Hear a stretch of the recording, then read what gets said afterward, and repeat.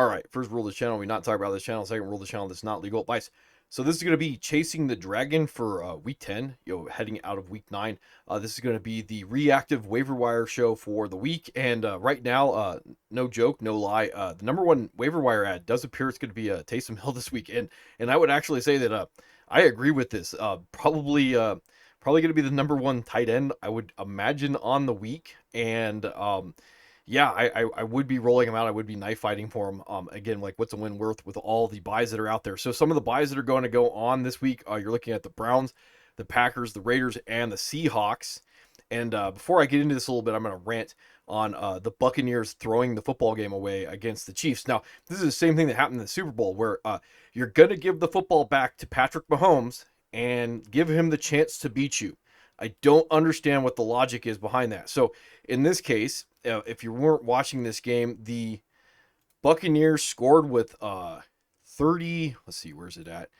They scored with about like 33 seconds left to go in the game, and instead of going for 2, they kicked the field goal to tie it and give the football back to Patrick Mahomes. Now, Patrick Mahomes with 3 timeouts, they got down to, I think, like the 39-yard line before they had to punt. Before the end of regulation, and then you're saying at that point as a coach that you want to give your chances of winning the game basically down to a coin flip, and then give the ball back to Patrick Mahomes and say, like, well, I hope that we can either A, stop him, or B, we can get a field goal and get the football back. Like, instead of being, again, proactive and saying, like, I would rather put the 50-50 coin flip in my hands right now with the ball to score the 2-point conversion, because you already know with 33 seconds left to go in the game and all the timeouts that he could just drive down there and put them in field goal range with Harrison Bucher and win the game. I don't understand it. Yes, there's bigger problems going on. So anyway, to move off of this, there's a lot of streaming defenses for fantasy football next week if you want to be doing that. The Giants and the Panthers, if you want to go after that, I would not be my number one. If the Bears got dropped going up against the Patriots, like that would be okay. Bills and Colts, after how bad the Colts looked last night. Chiefs and Broncos, if the Chiefs got dropped, they shouldn't be dropped in any competitive leagues after how bad the Broncos looked against the Ravens. The Vikes and the Jags, I already talked about them chasing the Dragons last week if they were dropped. To get ready to be rolling them against the tanking Jags.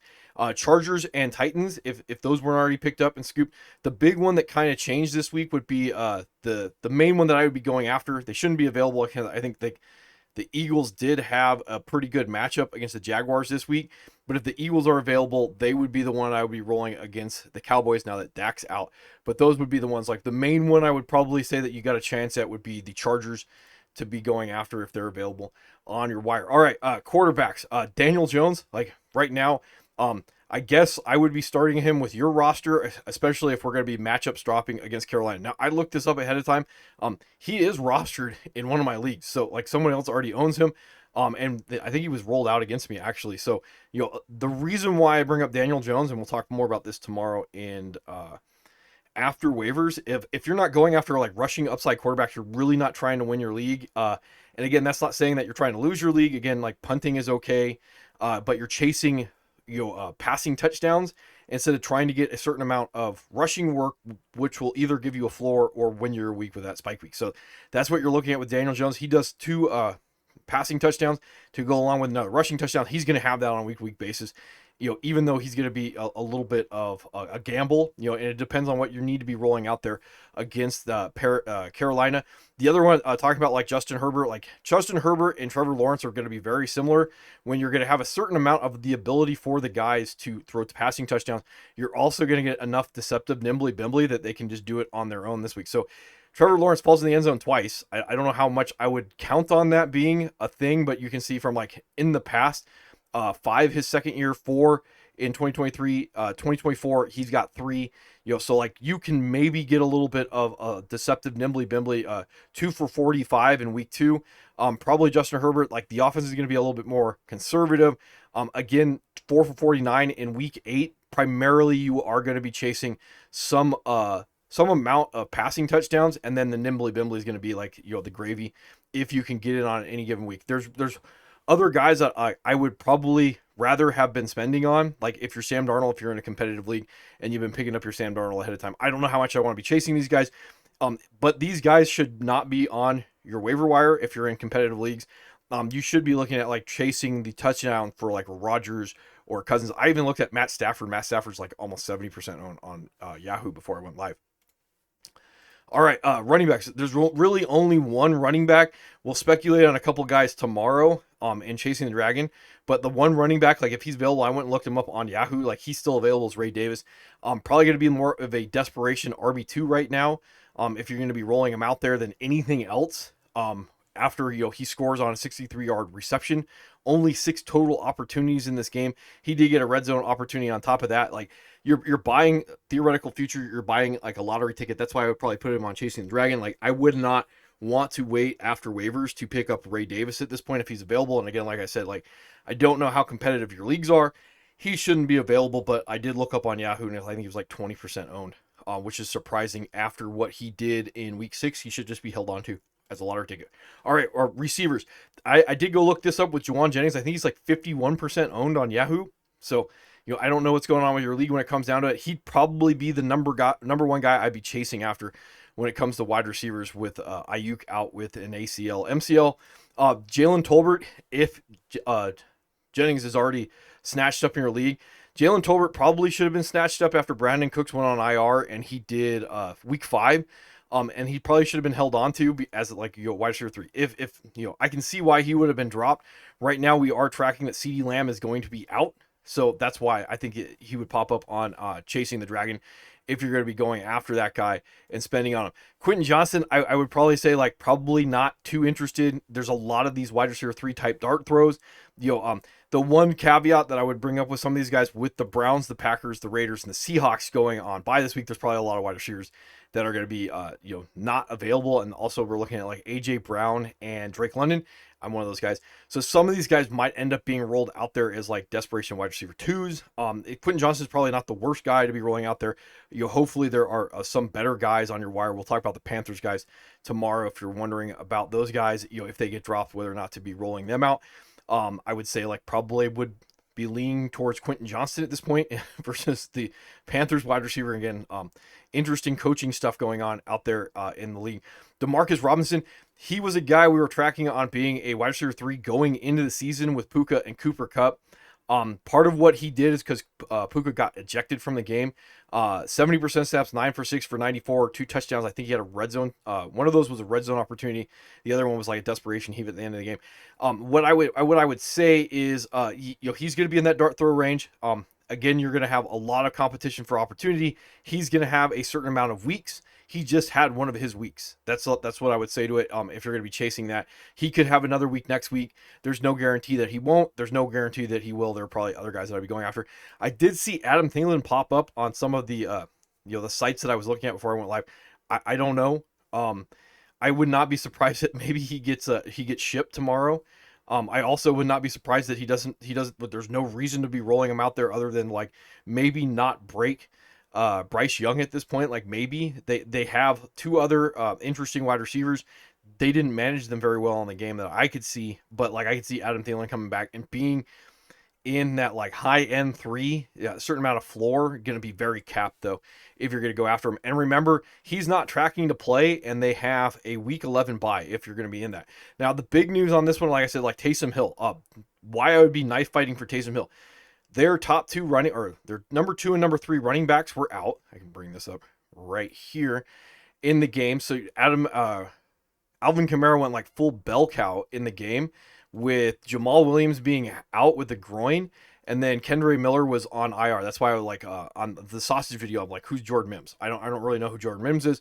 He was the main beneficiary of all these guys getting out. That wasn't named Taysom Hill. The other thing is Chris Olave gets knocked out of the game. Rashid Shaheed is on IR. Cedric Wilson right now is dealing with an injury again. He was only at 47% snaps in this game. Their number 1 wide receiver is Mason Tipton. I didn't even thoroughly go out there and get all the stats for this. Like, I don't know who else was playing wide receiver for him, because like the Sun God's brother, he didn't get any snaps as far as I can see in the game after doing 47% snaps week 8. I don't know who they're going to roll out there as wide receivers. Now, I know where some of the snaps were going. They were going to like Jawan Johnson, who is at 65% snaps, and Foster Moreau, the other tight end, was at 80% snaps in this game. So in this one, the reason why, if you have the ability to have Taysom Hill as your tight end, you're going to get a certain amount. He vultured a touchdown from Alvin Kamara in the rushing game. He's going to get 5 for 4 for 41 in the passing game. There's vacated opportunities in the rushing game and in the receiving game, and he still has the ability to throw you a touchdown pass on top of that. Like, yeah, number one waiver wire ad, like what's a win worth, what's a block worth, all that good stuff when it comes to Taysom Hill this week, going after him. Some of the other guys out that are out there, Hunter Henry, I don't particularly like the offense. Like, I think there's a certain amount of you're chasing that, like 8 for 7 for 56, 87% snaps. Like, he did have some red zone usage from what I remember looking up. This was another interesting one with Jatavion Sanders. So this is one of the things where I can tell, like, teams are not being managed very well. 36% snaps, then he jumps to 85% snaps, 5 for 4 for 87 in the game. Like, if you want to be chasing what projects to be a bad offense, go ahead. Now, the two guys that I would probably be looking at right now, if I'm going to go chase them, Mike Gesicki, probably not. Now, there's a story behind how Mike Gesicki got here. The first and foremost is T. Higgins was out with a quad. The second thing is, like, surprise scratch of Jermaine Burton, who was supposed to be, like, heavily integrated into the passing game. So the other thing is, like, in a game that we could talk about, like, not projecting to turn into a shootout with the Raiders, it was a projected blowout. He does 6 for 5 for 102 touchdowns on only 36% snaps in the game. That would be the long and short of it. Like, are you going to get another week where T. Higgins and Jermaine Burton are out of the offense, and then Mike Gesicki is able to be very, very efficient on a relatively low amount of snaps? Now, the other thing in this is Eric All, the rookie tight end, tore his ACL. Now, Mike Gesicki has been primarily running as a big slot, so I don't necessarily think that he's going to get an uptick in snaps. They have Tanner McLaughlin, the other rookie that has been a healthy scratch. I imagine he's going to, like, fill right into that role. They have Tanner Hudson, a receiving tight end, and they also have Drew Sample, who is a blocker. Again, I don't think the snaps are going to go up, and you're generally going to be chasing a certain amount of opportunity that's probably going to go away if Jermaine Burton doesn't do dope stuff. Good luck on that one. And T. Higgins gets eventually healthy in this offense. Now, the one guy that I would say, if you don't get Taysom Hill, that I would probably be spending on, if you need to be rolling a guy out in a matchup against the Panthers, would be Theo Johnson. And this is going to be because we can talk about, like, those vacated opportunities, and you can say it with me. Like, vacated opportunities tend to go to running backs first. Second, they go to tight ends. That's why I would be looking at your Theo Johnsons in this one. Now, right now, we can be tracking that Darius Slayton, he may miss with a concussion. That's the main reason that you can go after Theo Johnson. He may end up being, like, the number 3 or number 4 in the offense, even with Darius Slayton out. But at least we can talk about, like, vacated opportunities. We can tell that story about how he gets there. So when it comes to Theo Johnson being, like, very athletic, 85% snaps, 6 targets, 3 for 51, and a touchdown. I don't have my notes pulled up, I don't think. There were air yards involved with this. I think it was like 81 air yards, which makes it, like, really interesting if they're going to be pushing him vertically down the field as a tight end. So that's why I probably will be putting a little bit of a waiver wire bid on Theo Johnson if I miss out on Taysom Hill. That would be the main guy I would be chasing after. Let everybody else go after Mike Gesicki because of that 36% snaps.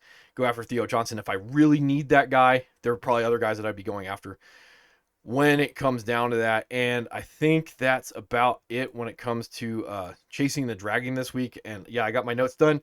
I should be back with after waivers, about the same time I do on Tuesday.